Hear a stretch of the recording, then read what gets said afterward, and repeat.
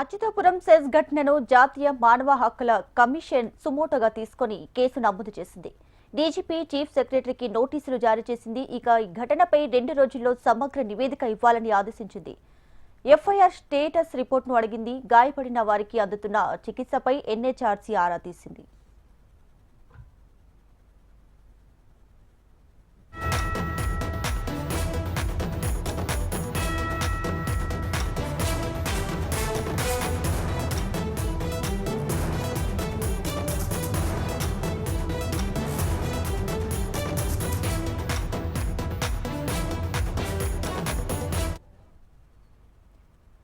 Right, ఇక Atchutapuram SEZ ఘటనపై NHRC స్పందించి ఇంకా ఇదే విషయానికి సంబంధించి పూర్తి డీటెయిల్స్ మా ఏపీ కోఆర్డినేటర్ రాజేష్ అందిస్తారు. ఫోన్లో రాజేష్.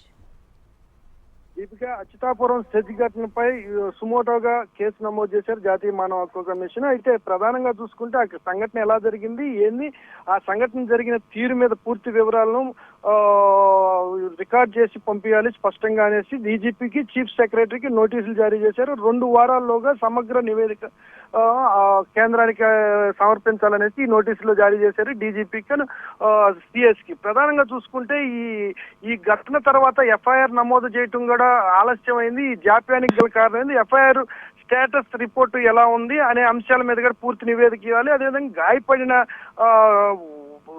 వారికి చికిత్స ఏ విధంగా అందుతుంది, ఆ చికిత్స అందించే క్రమంలో వారికి నిర్లక్ష్యానికి ఏమైనా ప్రభుత్వం చూస్తున్న పూర్తి వివరాలతో కూడిన నివేదికను మాత్రం 2 వారాల లోపల కేంద్ర హ్యూమన్ రైట్స్ కమిషన్ ఇవ్వాలనేసి నోటీసులు జారీ చేశారు. Deepika. Right, thanks for the updates Rajesh.